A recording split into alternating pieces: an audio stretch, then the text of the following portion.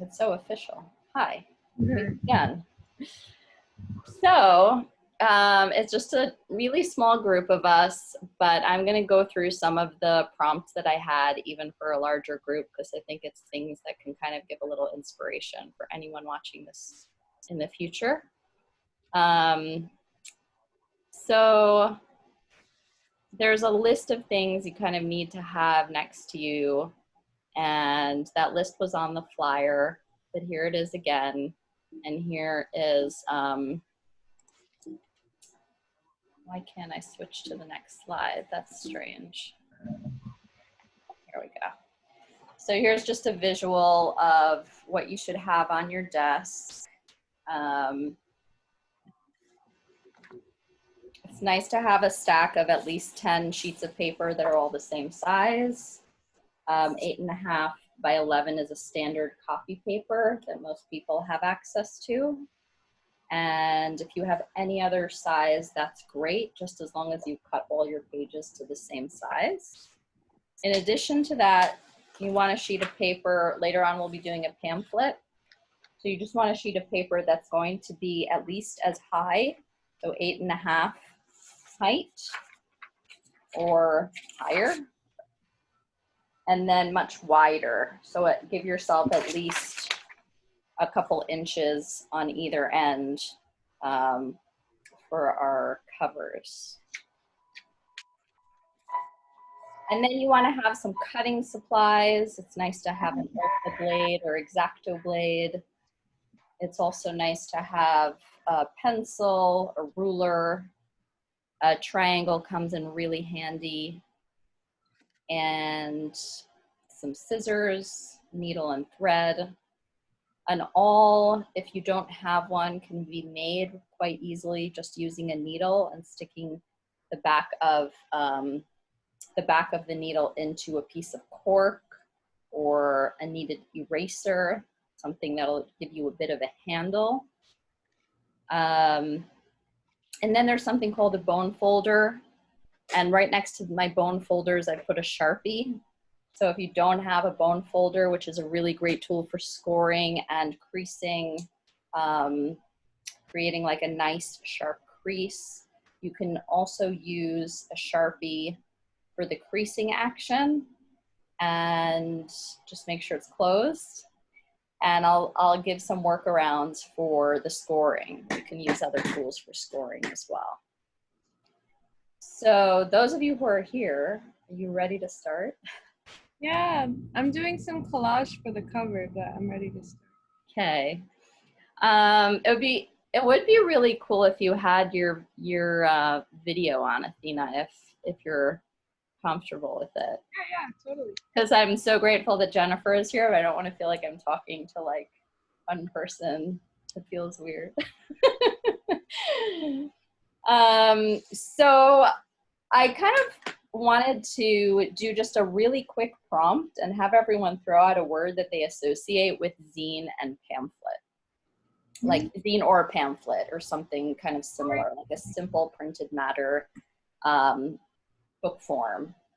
So I'll give you like a minute to think, and then you can just throw it out in the air. Think history, storytelling. There's yeah,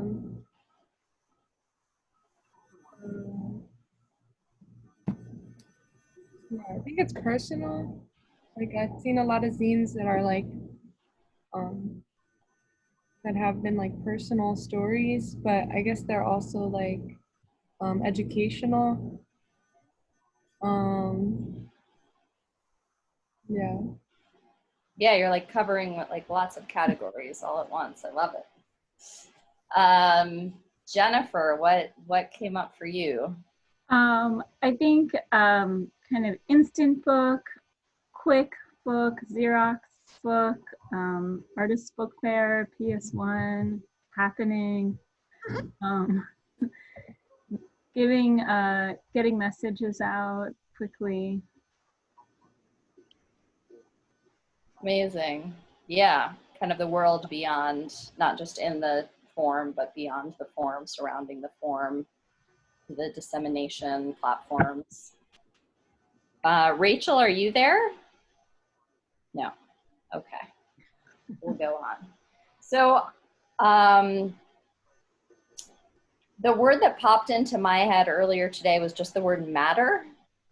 And matter can kind of can kind of go in two different directions. So on one hand, it can refer to like the material aspect of things, the so-called like IRL in real life aspect of the book, of the pamphlet, of the paper, of the printing, and then like having this object in the world that sort of has an independent like life of its own. And then like matter also as in something that matters, like the content or meaning or shared knowledge aspect. And so between that, those kind of categories, and then like the words that you guys threw out that pertain to like different types of zines, like different kinds of material that you would put into zines or pamphlets, and then also this act of kind of putting them out in the world or coming together to exchange them, buy them, look at them, really starts to create this kind of space in which they can exist. So this workshop is really going to be geared towards making. I want to show you guys how to make just some really simple, two really simple one-page folds. So all you'll need is just one of these 8.5 by 11 sheets or something kind of similar. And we'll together do this fold here, and then one that actually gives you 16 surfaces and looks more like an accordion.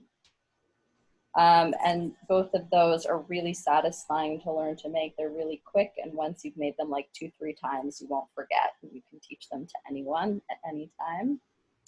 And then we'll just do like a really simple pamphlet, sewn pamphlet.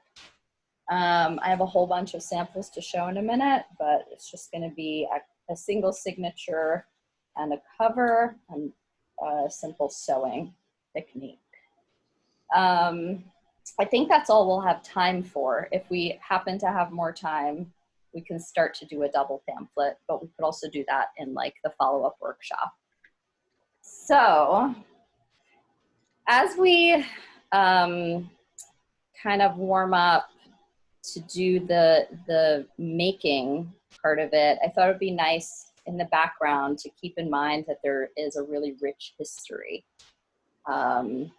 to this kind of printed matter, to these sort of easy, accessible printed formats, or even hand-drawn or handwritten formats. And that they were often used as a media that was not mainstream. So they were often used, you know, dating back over 100 years, we already have like pamphlets and broadsides being used to disseminate information sort of underground between different activist groups or queer culture or other agendas. And we have a really profound amount of printed matter kind of accumulating that's pretty easy to access if you go to libraries and ask to see their special collections and sort of specifically zines and pamphlets. There is a lot kind of starting in the 60s and onward. So here's just an example of some printed matter from the Black Panther movement in the 60s. And they had a lot of literature. There was like a whole lot of literature coming out of that cohort over the course of time. And some of it was meant to be read very quickly and passed along. And some of it, you know, had kind of more substantial information that, you know, could be used educationally. Another great example is these here are Riot Grrrl excerpts, and they were a group like in the 90s that came out of and were part of the punk culture and did a lot of zines that had to do with like feminism, queerness, and zines were really, like, they did a lot of other stuff. They did performances and other things, but zines were like this really important vehicle for them. And you can just kind of see the aesthetic here, like very, very DIY punk aesthetic. And then I just wanted to point out that Printed Matter online is a really wonderful resource for stuff that's happening right now. So Athena, you'll recognize our zine from Soul JC down on the left side. That was Chantal's doing, and we submitted it to Printed Matter because what they're doing right now, since the protest started a little over a month ago, they've had activists and artists just send in these like PDF formats, which people can download for free if they want to. So I encourage you guys, like if you're thinking of putting something together, either for yourself that's kind of inspired by what's going on right now, or if you're working with community to make some kind of pamphlet or zine right now, it could be really inspirational to spend some time going through here. And then that's all for my slides here, but I'll show you, since we're such a small group here, I'll stop that screen share and just open up a couple of links as well. And then I'll show you a few things from my collection. And by then, your fingers will be itching to work and we'll make stuff. Let me just do this screen share here.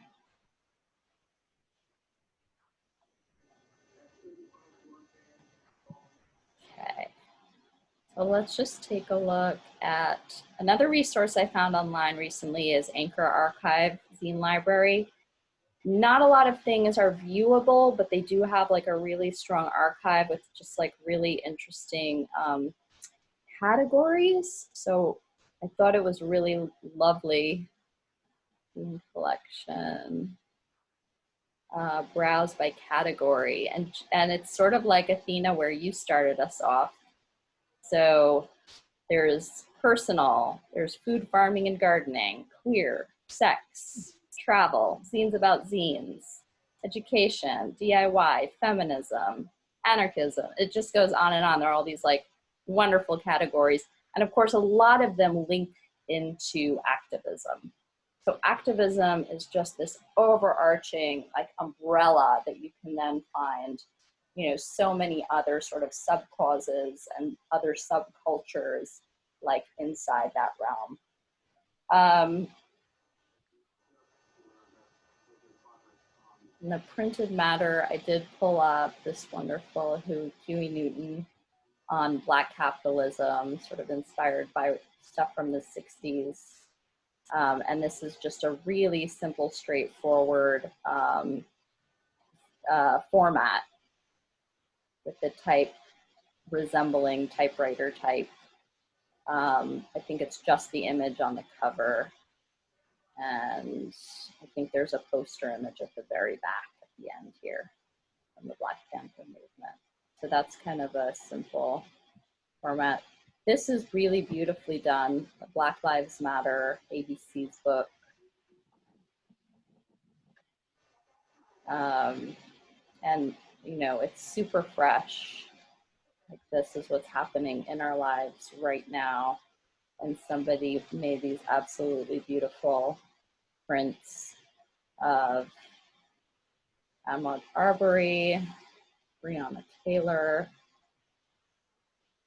and there's so many of them. I mean, I highly recommend you take some time. They're all on the website. This is Rethinking Community Policing, sort of a mixture of imagery and text with a more modernist aesthetic. So that's it. Any questions, comments, ideas that came to mind? Oh, good. So what you were just showing, that was on the Anchor Archive Zine Library? No, the examples that we just looked at, those three are on Printed Matter. Oh, okay. And when we're done recording, like at the end, I'm happy to send you the links to them too if you wanted. the direct links, or maybe I can put them in the chat. I don't know if it, You could send it to me later. Either way, if it'll be in. whatever's easier.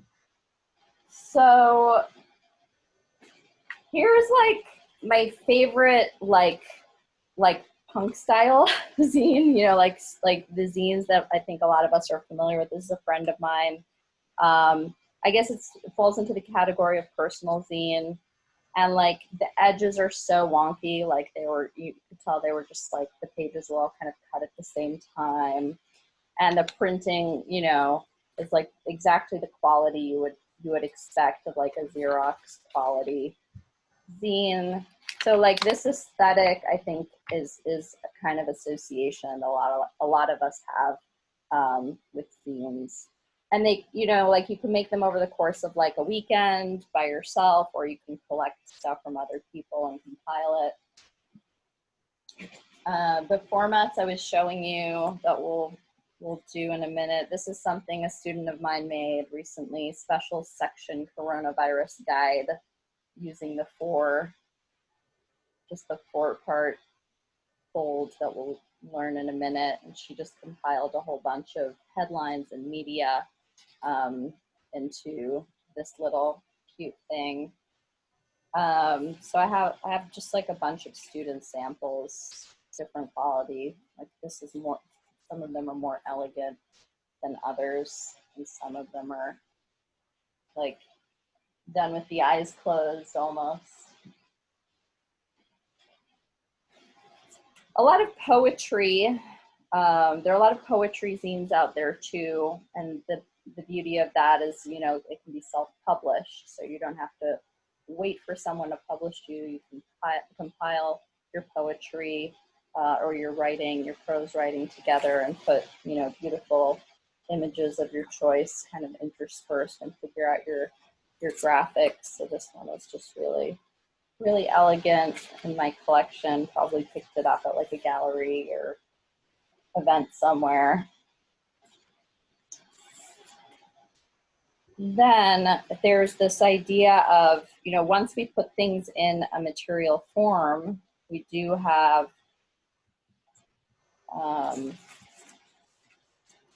the opportunity to kind of highlight something that we might not otherwise look at. So inside of this, there's like a map fold. That's what this is. And it's an excerpt from a street sign.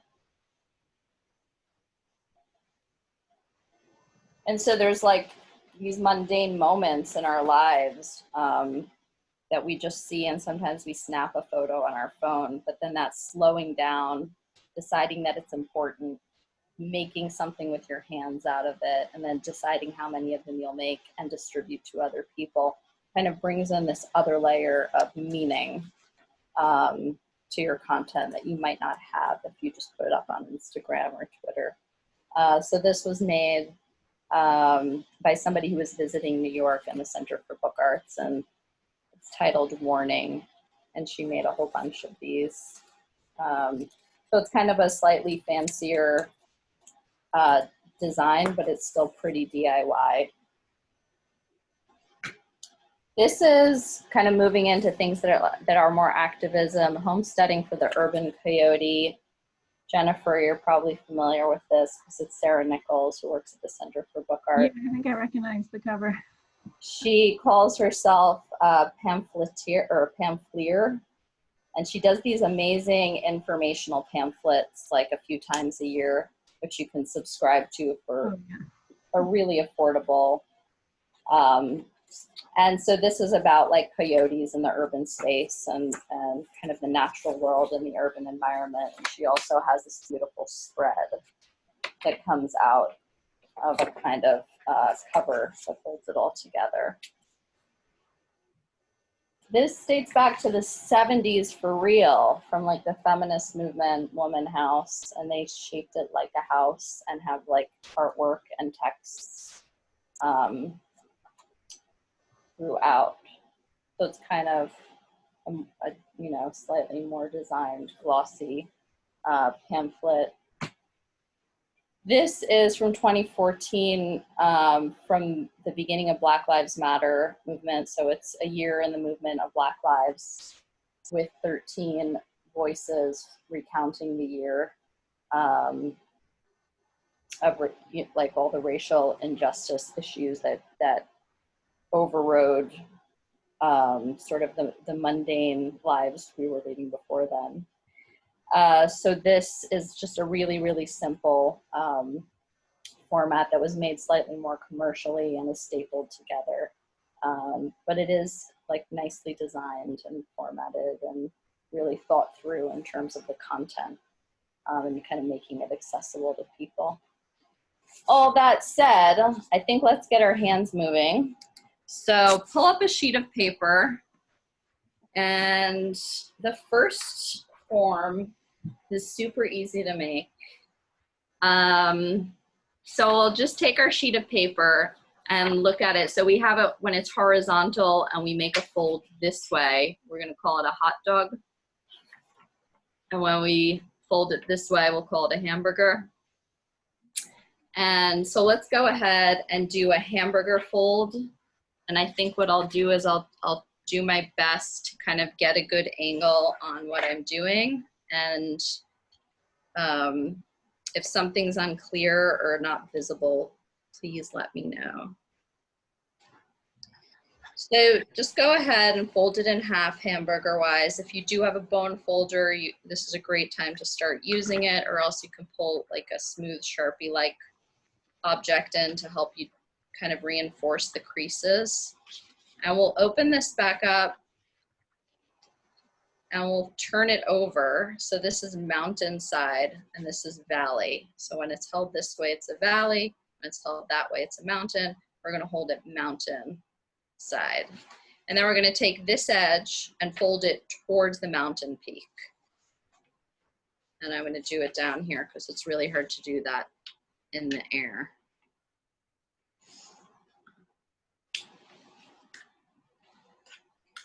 And then you'll go ahead and do that on the other side as well. So you'll have like a W shape happening. And I'll demonstrate using my Sharpie. Okay. So now it doesn't matter. You either have an M or a W. You can hold it in the M direction and give it a fold, now going hot dog style horizontally for our last fold.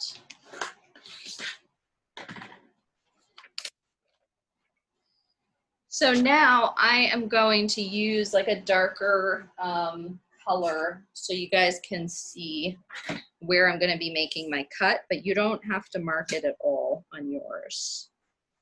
And if you do, you could just do it with a regular pencil, really light, so you could erase it later if you wanted to.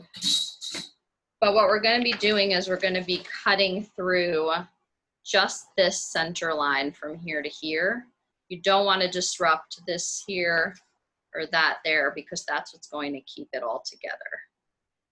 So if you have a blade and a ruler, you can use those. And if you don't, you can fold it in half and use a scissor to cut just that part. So either way, we're going to go ahead and make a single cut in the center. And your first book form is basically ready. So what's going to happen now is it's going to kind of have a mouth that opens up. So show us your diamond shapes. Sweet. Amazing. You guys are both brilliant. And then you kind of collapse it in the way that it already kind of wants to go. And if it doesn't, that's okay. You can like reinforce the creases in the direction that you want in any way you kind of need to. So you can lay it down and like work each of those edges for a minute. Just make sure your creases are happening where you want them to. And you can always put it under like a book or some pressure overnight, and it'll be nice and crisp in the morning. So here's your first book. Everyone, yay! Amazing. So if you want, you can write on that just like single sheet 4-section. And if you were doing a zine now, you would want to kind of figure out your pagination, so where your content would fall and in what direction on each page. And the easiest way to do that is to make a mock-up like this, and then you can mark it up. So I'll do it with a color. So this would be your front page or your cover, and then back, and then you can just go 1, 2, 3, 4, 5, 6. And then when you open it up again, you're like, aha. And then you know where to lay things out so that when you print them out, they're all going in the right direction, orientation, and sequence. Amazing. All right, let's move on to the to this really cute little one. I once made this, which was on the cover, Bites Too Small, an excerpt from Rebecca Solnit from A Field Guide to Getting Lost. So it's like 1 or 2 words on each spread. We fly, we dream in darkness,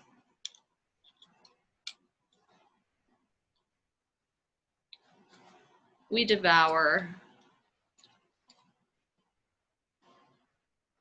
heaven in, bites too small to be measured. And then I did sort of add a little external cover, so you'll see that would be necessary to hold it together. So grab another sheet of paper, and it starts really similarly. So you're kind of a pro already. Wait, let's see. I want to go into gallery view so I can see you better. Oh, I love it. It's gorgeous. Athena, it's beautiful. Did you just make that? That's what you were collaging. Sweet. All right. Wait, So Athena, can you show that again? I just did the covers, but then I'm gonna do the inside. And then I'll do different collages on each page. Oh, cool. I like that. Yeah. gorgeous. And so we'll start the same way for this one. And so we'll do that center fold hot dog, hamburger style, and then an additional 2 folds from each edge towards that center.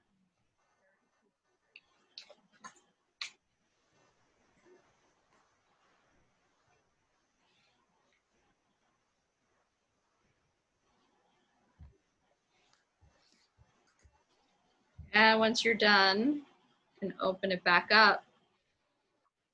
And then we'll do the same thing, hot dog style. So we'll start with the center fold, and then we'll do 2 additional folds from each edge towards that center.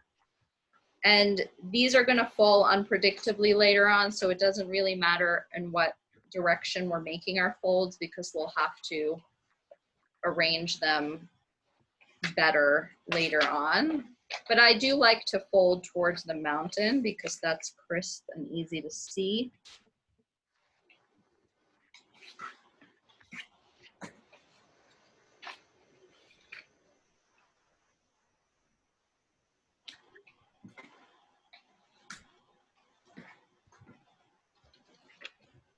And when you're done subdividing your sheet into 16 even parts, This is great for little kids who are like learning their numbers. Taught it to like 3 and 4-year-olds, and they love it. So now there are actually 2 options here. You can go in either do your cuts horizontally or vertically. So maybe just choose one randomly right now, but then you'll know if you go the other way, you'll get either a portrait, sort of an elongated booklet, or a more horizontal landscape.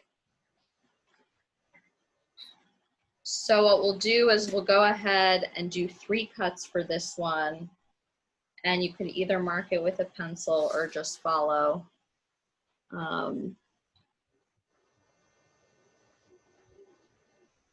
my markings here, and not markers at all. So we'll have one starting at the edge and crossing over 3, and then starting on the other edge and crossing over 3 sections, and then a third one, the same as the first. And you could do it the same on this side, but going like that, and like that. Now, once you're done with that, you can either cut it with scissors or slice it with your blade.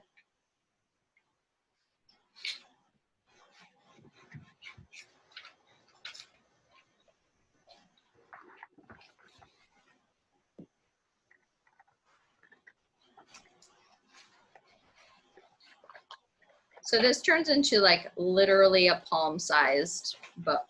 Like it's so cute and tiny. But that is, of course, if you're using an 8.5 by 11. If you were using a larger sheet of paper, you could have as many pages in a larger format. So just something to consider. And once you're done.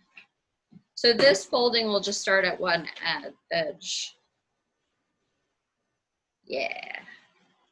I kind of love the spaghetti effect it's in right now. So we'll just kind of start folding, think accordion, think fan. And so you go in one direction and then the other. And you never want to close it into itself. So if it starts to close into itself when you're getting to that edge, you know you're going the wrong way, and you fold it back. And then you keep going down the next row. And it's almost like, I like to think of this as a shift in paradigms, right? Because like you're shifting dimensions when you get to the edge. So for some people, that's really tricky to do. They're not used to working with material in this way. So if you're like Athena, you as an art therapist, it could be a really interesting tool to use with certain people. And yeah, I think that when people have a hard time getting it, but then they get it, they're like really happy with themselves. They feel really accomplished. And it's like they've shifted paradigms. And when you're done, you have this really interesting form. Yes, beautiful. And so this form has many possibilities as well. You could make many of them and connect them all together, you know, to have a really long accordion. If these shifts or paradigm shifts, as I was referring to them, are disrupting your form, you can go ahead and close them. You could glue them or tape them together at each of those intervals. You could even go as far as to closing off all of them. And if you did that, you would actually get a book form that's very similar to like a codex, like a classic book form. So it would be one way of, without sewing, creating kind of a normal mini little book. So you kind of have lots of options with this book form. And then you can also, you know, play with it dimensionally, you know, like sculpturally if you wanted to. And that's what I made this one out of. So what I did with this one is it's still in its open form, All I did was I did glue a cover around it to hold it together. That's the only difference. All right. So now that you have that multi-section mini book, you would do the same thing for layout. You would open it back up into like a simple two-dimensional sheet and figure out your pagination, which this time is 16 pages. So that's a lot of content if you wanted. But it would be critical to figure out what arrangement your pages will be in, so that when you go ahead and print it and copy it, they're all falling in the right place. How's everyone doing? Good. I love this. I'm gonna do like a little cartoon strip. I am so excited to see what you're gonna make, Athena. I can already see you're like running with it. I'm numbering them. So in a minute, we can set up to do our pamphlet. And so the thing about a pamphlet is it's like the beginning of like a codex book, right? So in the sort of evolution of book forms, we go back to scrolls, right? Like scrolls are basically just like one long surface that just kind of keeps going forever, almost. It feels like an eternal narrative, and it gets rolled up. And the original writings were the sutras, the Buddhist sutras. And so the monks, you know, would go into their libraries to pull out, you know, a specific sutra. And instead of leaving it all rolled up, they started to sort of have it almost like fold over itself, like a zigzag. And that's how the accordion developed, right? Because it's basically taking that and then giving the creases to it. And then what evolves from that is something that is more of the kind of book that we know today, where you have these kind of individual sheets of paper, but that are, you know, have to be sewn together somehow. So what we'll do now is basically like a really simple book form, which uses just one signature. A signature being a stack of sheets of paper kind of bundled together. So I think for our first one, I'd take at least 6, but you could do 8 or even 10. 1, 2, 3, 4, 5, 6, 7, 8. I'm going to do 8, assuming I just counted those right, which I may or may not have.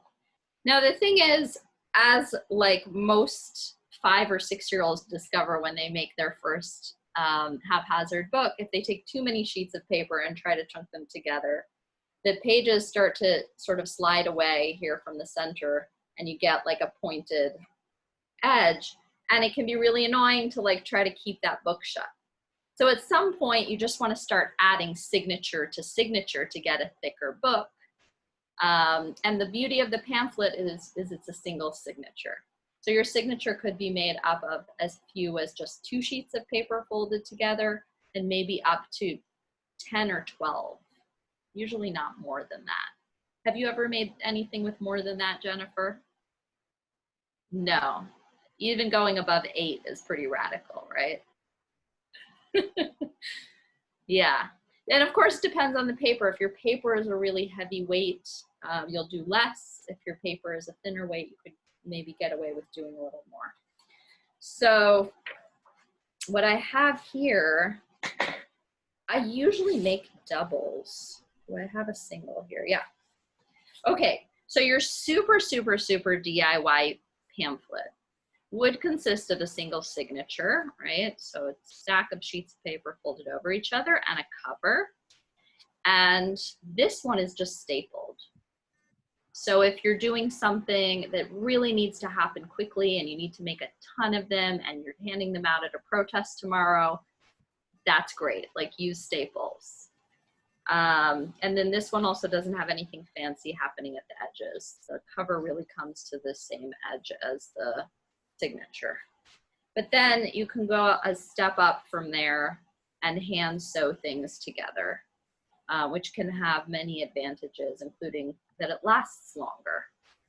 And then you can play around with these extensions so that you can use them as bookmarks, placeholders, things like that, or just kind of having a more elegant edge. So we're going to make one that's more similar to this. These are just really small ones I wanted to show you. These ones are really beautiful covers, so just you can use beautiful decorative paper. Here you can see the edges inside have been rounded off, which is like a nice touch if you want to make it look more elegant. We can do that later too. This is actually a double pamphlet, you can see, so it's a double signature. If we have time, we'll do that today, and if not, we'll do it in our next session. So these are similar, just different sizes, different colors. And this is a Japanese stab binding, so I don't even know how that got in this stack, but that's a whole other story. Maybe we'll get to that in our next workshop. All right. Here's my Sol JC notebook. I like scribbling notes when we're in our meetings and stuff. So I just use I use them for journals and stuff too. So it can be private just as much as it can go public. All right, so we're gonna take our stack and just kind of do that like tapping action on one side and the other to align them. The nice thing about taking them out of a stack from this super industrial paper is that they've been, cut exactly the size, and usually they're sort of aligned already for you. Now, if you're using different kinds of sheets of paper and getting creative with it, you might have to do this a little bit more carefully just to kind of get them all aligned. So in order to fold our signature over in the most elegant way, I mean, you can do this very DIY and it's wonky and you're totally cool with it. But since we're taking a minute to try and sort of learn the skill that goes into making a nice signature, I'll just make a little illustration here to show you that you want the edge of the front edge of your signature to kind of look even like this, as opposed to it, sliding mostly to one side like that. We want to try to align it this way. Now, sometimes when you do it back and forth too many times, it stops working. It's this annoying thing. So you just kind of give it your best shot and try to do it, without driving yourself too crazy.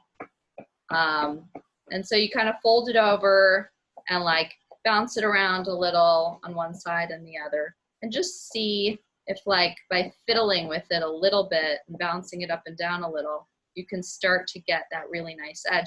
Invariably, you're going to turn it over and it's not going to be doing it on the other side. So it's something that does take, doing it a bunch of times with specifically the type of paper that you're using and the thickness that you're working with to kind of get it to do what you want it to do.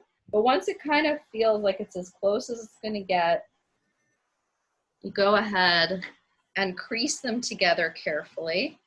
So you can do it with your Sharpie, with your bone folder.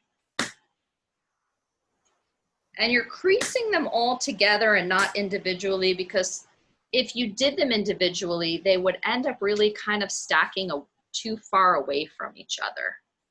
And this way, the outer ones are going around and around and around and sort of hugging the sheet inside of it. And that's what we want. So once you've done that, you can kind of take a close look at each of your edges. Mine are not perfect, but I'm pretty satisfied with them. They do sort of round off. but nowhere near perfect. They're just fine for today. Great. And then, oh, I made a really, whenever I teach, I usually just like quickly do a little test pamphlet or test of whatever thing I'm going to teach that day. And so today I made a really cute little one because we voted here in New Jersey today, and I had like the ballot thing that they send you in the mail, and I used like a strip of that. So just looking around for recycled materials. So it has this beautiful yellow announcement about voting in 2 languages. And yeah, so I just remembered I had that. That looks so cool. It looks great, doesn't it? Yeah. Like perfect should for get activists more of them. too. Just like to fill this with things that matter. Yes. But I'm gonna actually use this like weird vellum that I have that is like really old, like vintage drafting paper that I collect all the time. It has this nice fine grit on it. So I'm using a sheet of paper. There are different ways to think about your cover, right? Like your cover can just be a protective shield for the interior.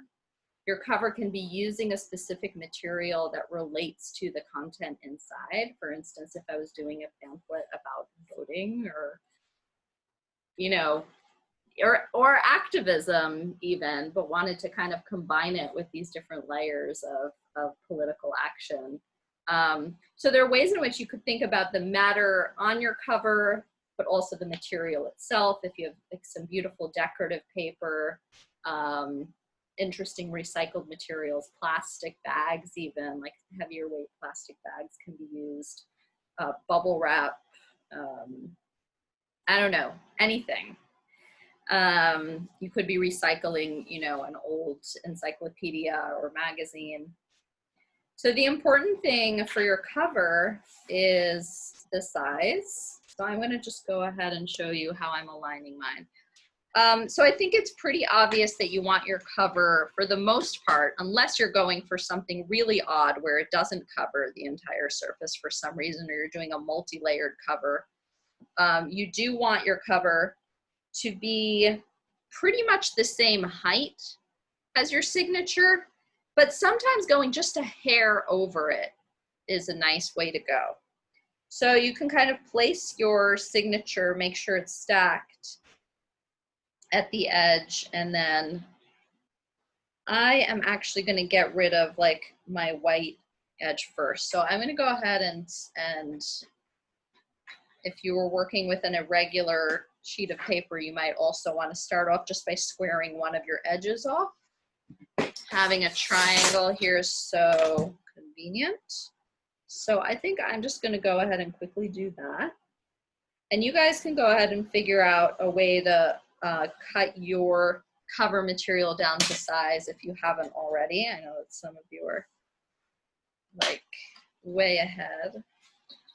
And I'm just going to go ahead and square this off and get rid of the white margin.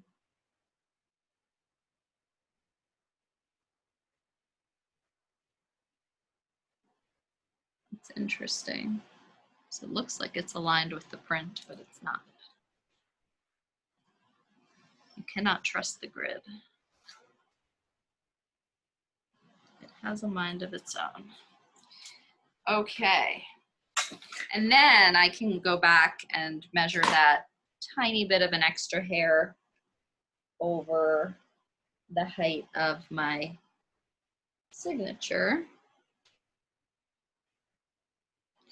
And then I'm going to go ahead and measure that and square it off.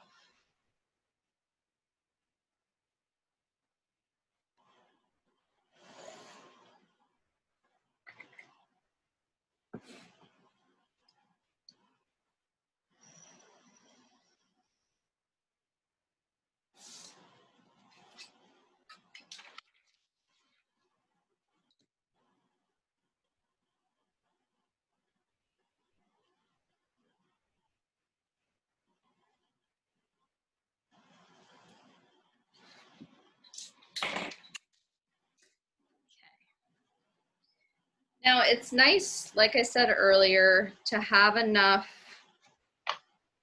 when you fold those interior leaves over to have, you know, I'd say at least an inch and a bit, at least an inch and a half. If you have less, especially if you have a heavier weight paper, that crease might not hold so nicely and it'll end up pushing away from your signature. So that's just one thing to consider. I'm using such thin paper, probably wouldn't matter. Some people, and for some books, for some pamphlets, you might even want those leaves to go in really deep. So you might actually want to make sure that the width of your paper is almost 4 times the width of your closed signature, or twice the width of your paper. And once you've kind of arrived at what makes sense to be your cover, you can go ahead and fold it in half gently without creasing it too much in the center.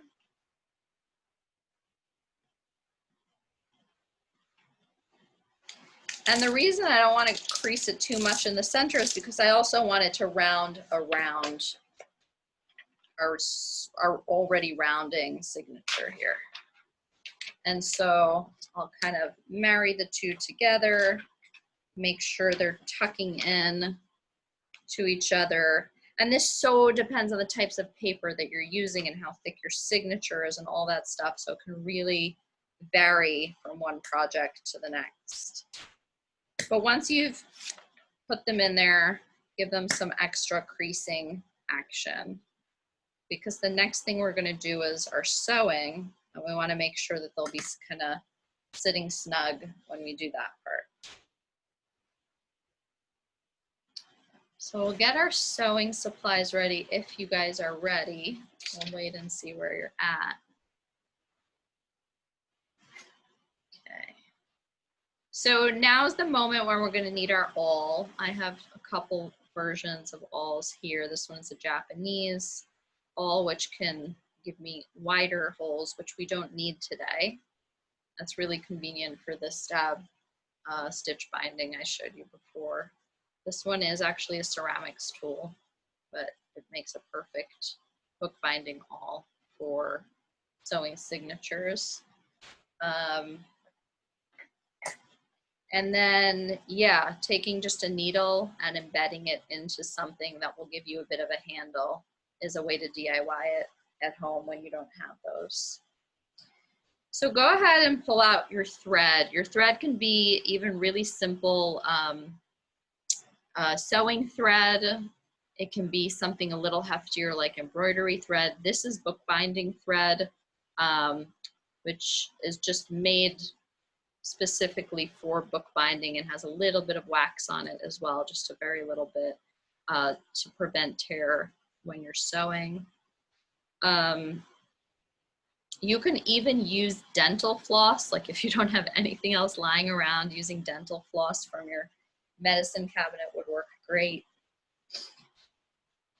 And we'll go ahead and measure our thread to be 3 times the height of your book.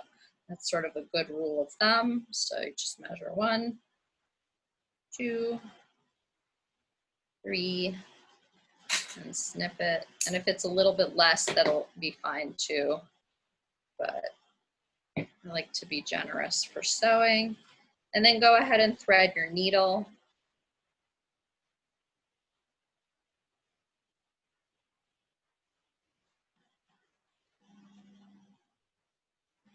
Oh, my grandmother's calling. I'll have to talk to her in a little while. She's amazing. She is in a home in Baltimore. She's 93. And she is such a sport. Like she's so great. She's just like, Oh, I wish you should have answered and told her to say hi to all of us. she doesn't hear so well, so I probably would have confused her a little. But yeah, she's such a good storyteller.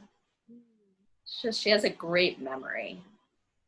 I think she's always like integrated stories into her life, like memories and stories. So she's just like, she has a great memory, and Wow. I could ask her to like tell me stories from other eras, and she does.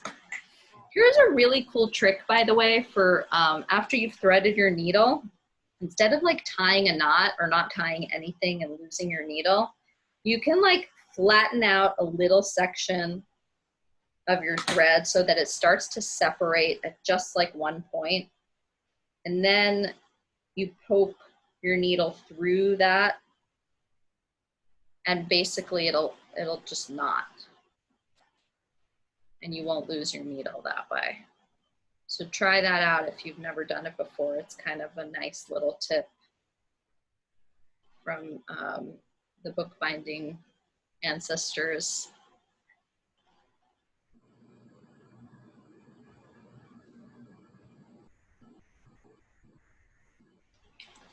Did it work, Athena? I'm still putting the needle, Oh, okay. Yeah, take your time. You're just so quick with everything. I'm like imagining you're already done. Jennifer, how's it going? I think, So, I was trying to think about how to get inspired to make something like with content in a way, or just like thinking about like, I was trying to walk around my house and think, what can I choose as a cover? Something that matters, something, you know, that's different. Sure. What did you come up with? So I went to the Color Factory for my birthday with my friend. My video, I think, is really washed out. But basically, there was this thing where we were doing self-portraits through the window with each other, and then like drawing colors that we were wearing. Anyway, so I thought, what if I take this? Because I've been saving it, and I'm like, what do I really want to do with this? Like nothing, you know? But what if I fold it in half and then make it the cover of a little book? I love it. I love it. It's great. Yeah. So that's what I'm. Sometimes that's exactly perfect. Like these things that we have lying around that we might want to keep, but we don't want to just keep for the sake of keeping. And then we get to turn them into this utilitarian object. And then it gives a personality or a meaning to your book, even if you just end up using it for like journaling or sketching or note taking. It's great. I love it. Is it the same? It looks like a standard 8.5 by 11 from here, but I can't tell. It's sort of, so I took this is 8.5 by 11. So I was trying to look, I think it might be. It's half of it? Half of it. Yeah, so I'm gonna cut that down real quick. Okay, so yeah, you can go ahead and quickly cut down a few sheets. Okay. And make like a half size pamphlet for that. That would be amazing. I love it. I love what you found. So I'm going to just go ahead and talk about a jig for a minute, which is something, Jennifer, you probably know. Athena, I'm not sure if you know. It's not super critical when you're just making one pamphlet. I usually just eyeball the 3 holes that I'm going to poke. But it is really convenient when you're doing more complex binding later on. So it's like a good skill to learn now. And it's also really great if you're additioning something. So if you were going to make 20 of what you're making right now, then you have a jig for making all your sewing exactly the same later on. So what you can do is you can take a scrap of paper that's the same and either cut it, or if it's already at the same height as your book. And I like to do that with my cover lodged in there because, like I said, I always add a tiny hair to the height of my cover. And you can always lose my pencils. Where's my little pencil? Oh, and I should be showing you what I'm doing here. Sorry. So if you're doing it for a project where you're going to be using it a lot, you would consider using a heavier weight paper too, something thicker, so that it'll last longer when you poke through it many times. But for our purpose today, it doesn't matter. So you can make a jig out of any scrap next to you. And so it should be the height of your book and the width, I'd say preferably like at least 2 inches. And that is so you can fold it in half, hot dog style. And then in a minute we'll poke our holes, but if you were also doing something that had, you know, 5 holes or 7 holes, obviously this would come in super handy. And what you do with your jig when it's ready is you tuck it right in the center of your signature, and then you know exactly where to poke your holes. So it kind of holds it in place. So what I do to get my center hole is I then fold it in half this way, so I don't have to measure anything. The less measuring, the better. So you just do enough of a fold with enough of a crease in the center to know where that center is. And you can go ahead, either mark it with a pencil or just go ahead and poke your hole right through it. Now the edges, you could go in 1 inch. You could go in a 1/2 inch. If you start to go less, it could tear through the edge of your book. So I'd say go in at least a 1/2 inch, no more than 1 inch today. That would be a good idea. So again, we have 1 from the center, and then let's go in about a 1/2 inch and a 1/2 inch from each edge for today. And you can always play around with that, you know, depending on your book project. You'll have great reasons for shifting those around a bit, but for today, we'll do a 1/2. And just remember, you know, not to bring it too close to the edge in the future. So once you've done that, grab your awl, grab your jig, grab your whole sandwich of signature, and take it sort of to the edge of your, let's see if I could angle this a little bit. Let me angle my camera. Okay. So I'm on a cutting mat here, but I'm also right at the edge of my table. And that is a good thing when you're ready to poke your holes. So first of all, make sure your alignment is working for you. Sit your jig inside there too. I should have done that a minute ago.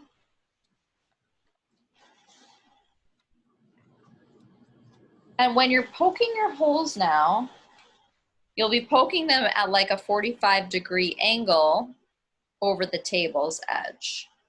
So I'm going through the center, and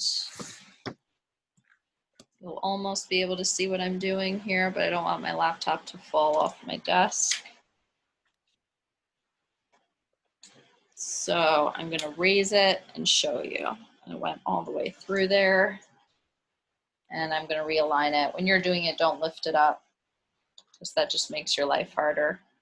And then you poke your remaining holes without moving anything around if you can help it. Oh, I lost that one. Comes out sometimes, I should glue it.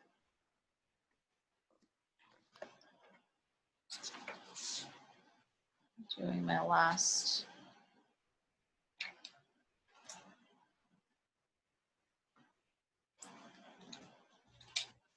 Okay. And once you're done with all of them, you can remove your jig, because you don't need to sew your jig in unless you want to.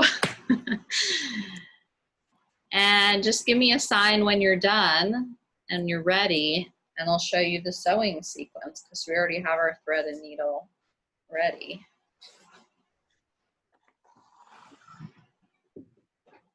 And Jennifer, you're such a pro. You're catching up super quick. So yes, except I realized I was making it off of the fold here, which apparently looks even, but it's not. So it's actually like Oh, wow. Okay. So then I was like, oh, should I trim it? And then my paper's too big, and like that's, I don't know. It almost doesn't bother me if I just. Well, I think it's a great example of like deciding your cover doesn't have to come all the way to the edge. So, because it kind of does on one side. So, yeah, I'm just gonna go with it. I like it. Go with the flow. What do I have to do? Athena, do you have multicolored papers or is that your cover that's a different color? My cover. So far, I just poked a hole. Maybe I should. Okay. Oh, you went through. So you poked your holes already and you're ready to sew. I think so. Did you poke 3 holes? Yeah. Amazing. You're ready to go. So I'm gonna do this with you. Jennifer is You can keep going. somebody who knows what she's doing. So she's like, she'll catch up in a second. Okay. So yes, you went through the center, which is perfect. And so yeah, we open it up and we go through the center and the middle hole. And then pull it out, but leave a bit of a tail. And jiggle it around to get it through. I'm using slightly thicker thread, so it needs a jiggle. And then since we're not working with printed matter that has a top and bottom, it doesn't really matter which direction we're going in right now. So choose one edge and come through it back to the center of your signature.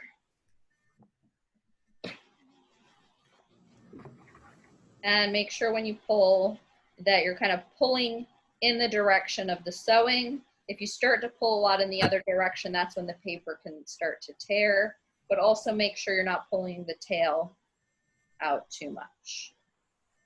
So now we're not going to go through the center. We're going to actually go all the way to the other edge. Okay. And come back out the back, the spine, right? We're kind of in the dialogue between the spine and the gutter for some terms. And once again, you can kind of tug a little bit as you go in the direction of your sewing. And then we're going to go back through the center, so through the middle hole and into the center. It's like to the navel of the book. I think that should be a book term too, the navel of the book. Do we tie it now or we keep sewing? So we don't need to do any more sewing. That's the beauty of this 3-hole stitching. But what I like to do, and you're probably already thinking to do this, but like I like to kind of catch that center in between 2. So when you sewed, it came up on one side, you want the 2 strings to be hugging the center. Nice. And you just want to kind of make sure you give it a last kind of pull in the direction of your sewing, because it's really a bummer sometimes if you tie a knot and then you find out that like this was caught on something on the other side. Mm-hmm. So you just kind of make sure you're in good shape. And then you just like do a double knot. Simple as that. Now, sometimes people get super creative with this part too. Like you could have these be really long and create some, you know, interesting knotted something that turns into like your, what's it called? Like a bookmark kind of thing. Or more classically, you snip it to about 1/4 inch away from your knot. And then you can tuck those little bits a little bit out of the way if they're bothering you. I mean, clearly I'm using red thread, so it doesn't bother me. I love when, I like for there to be a certain level of skill and precision, you know, certainly when it's intended, but there's also that warmth of something, seeing that something has been handmade, has been hand sewn, and had to be knotted somewhere and it's not hidden from view. So those are, you know, just kind of the aesthetics that you develop for each of your projects. And go back and give it a little crease. You can always put this under some weight overnight or over, you know, 48 hours maybe at most, and you'll get a really nice crease and everything should lie flat. And if you've done collage work, that'll be really great for you to do too, because it's probably cockling a little and doing its own thing. So if you want it to like unify a little overnight, you give it some pressure. So now we have the fun task of just folding. So Jennifer, you're not going to fold yours, but you have this other amazing version, so you can show us your sort of uneven cover that comes just to one edge and then doesn't quite come to the edge on the other side. Oh, what a great teacher. I sewed already. It's beautiful. So yeah. So cool. That's the I mean, I'm also like looking at that circle, and like you could cut that circle out if you want. You know, like there are ways of playing with the shapes in yours where you could like cut it out and have something, you know, if you had printed matter underneath, you'd have an image there or the title there. So there are all these like ideas. It's washed out. There's actually a drawing in there. Okay, it's hard to see. Yeah, I realized my screen. I'm trying to play around with my lighting. It's bad. but yeah, good idea also with a cutout window. Right. Yeah, and even just that it gives, like when we find these things, it then gives us ideas for future projects. So that's kind of what your book is giving me an idea for, you know, like cutting out like a circular window could be really neat. I like that. So I'm just going to go ahead and talk about doing the folds for this inner leaf part. And this is kind of important because unless you're going for a really wonky look, what I'll show you now will help kind of make your book look more elegant and cohesive and well-intentioned. So what I do is I don't open up my signatures and do a measurement based on like one sheet or half my signatures. I put everything over to one side to figure out where I'm going to make my crease. And I never make my crease right at that edge. I'll always decide to go over at least a 1/16 of an inch. And sometimes you may decide to go even a little more. Now, if you have a triangle, all you need to really do is, you know, measure one edge. If you don't, you can measure both edges and then kind of figure out how much measuring you want to do to get them to align. But I'm going to show you here. Now, vellum doesn't score very well, but with any other paper that you guys are using, this is also a really nice thing to know. So you have sort of a 3-part action you can do here. You've measured where your crease is going to be. You go ahead and you score against your straight edge, your triangle preferably. You lift it up and reinforce the beginning of your fold up against that same straight edge in that same position. And then you remove it, and the third action is to crease it fully. And that's a nice sequence that Barbara Moriello, who's a really masterful teacher at the Center for Book Arts, taught me, and I really appreciate that sequence. So once you've done that on one side, you want to take your entire stack, including that page, over to measure where you're going to do your crease now for the last bit. And sometimes helps, you know, to kind of look at it from the angle that'll give you the best information. And you go ahead. So if you don't have a bone folder to do your creasing, you can use your awl gently as well. Use your awl really gently, or you use the back side of your blade really gently. And those are other ways of doing precision scores with other tools. So this is sort of aligning. Yeah. go ahead and 1, 2, 3. And there you have it. Meanwhile, you guys are like done 7 hours ago already. Athena, show us what you've been doing. Wait, we can't hear you though. Totally forgot about the last part. Oh, you didn't end up leaving like the margins. I So didn't you read just the come margin, straight so to the I'm making edge. my own. I'm deciding if I want to do a book with pockets. So I have like a book like this, and I like this tail here. So I'm thinking it can be like a pocket. So Absolutely. like I post, love that. Yeah.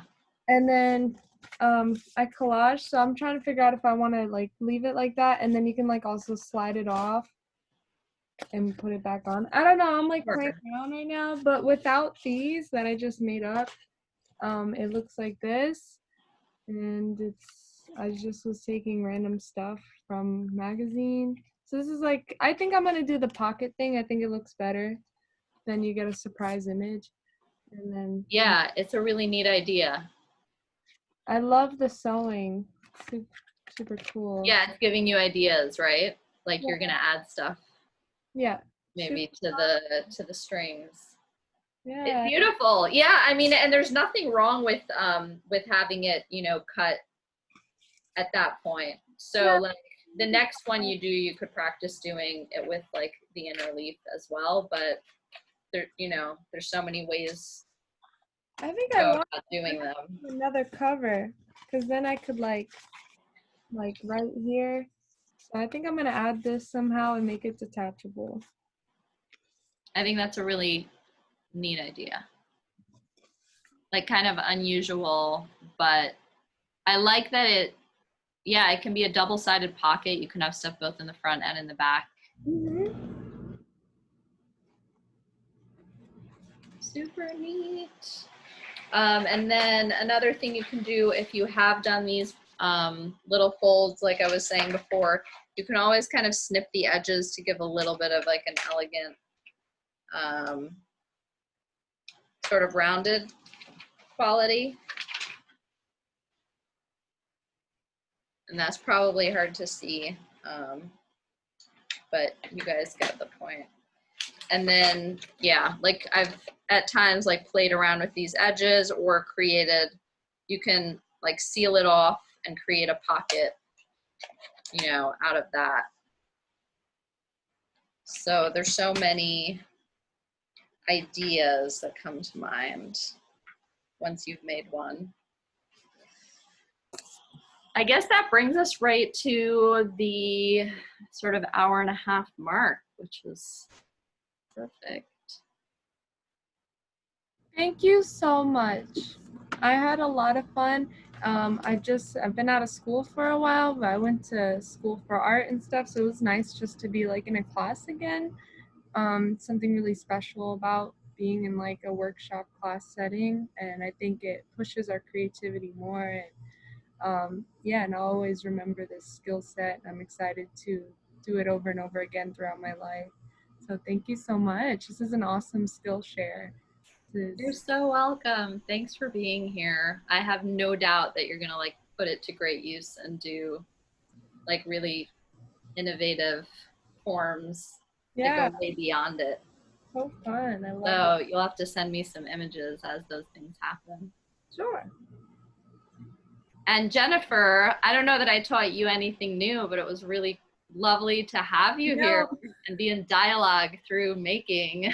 It was definitely, I actually, the whole concept of kind of what a zine is and how to think about kind of what to include in it, I was really kind of interested in, because that's always sort of an area that I struggle. So like the technical stuff, okay, I did know, but I feel like you really kind of, you know, got me thinking in a different way. So thank you. Wow, thank you. Thanks for saying that. I felt like it was just a really minimal introduction, but I'm glad that it like was at least just enough to get like the content aspect of it Yeah, yeah. inspired I took and some giving notes. new directions. I took Yeah. notes. And yeah, you can definitely like go to the Printed Matter. I think, let me just put some links in the chat for you right now before I forget. I And don't I know if want we have to continue recording. We could stop the recording. to just show you guys. I feature. took this other class, and Oh, that's gorgeous. so it's weaving in a circle. That was really awesome. Who taught you that? I love it. Her first name's Helen. I have to look up what her last. Helen Hebert. Yeah. Yeah, she's a paper maker. Yes, it was through the Creative Arts Workshop. Like they're doing online classes. They're out of New Haven. They do a lot of like 1 hour pay what you wish classes in the middle of the day, and so this was from that. Yeah. I love it. It's so psychedelic. I want you to make a book out of it now. Yeah. So A round book of Thank sorts. you so much, Milka, for this class. I'm gonna stop. Oh, you're so here. welcome. Yep, this is our first Skillshare, and we hope to do many more videos. So, bye, everyone, whoever's watching. bye. All right. Talk to you Bye. later. Oh, I didn't manage to put it in the chat. That's okay.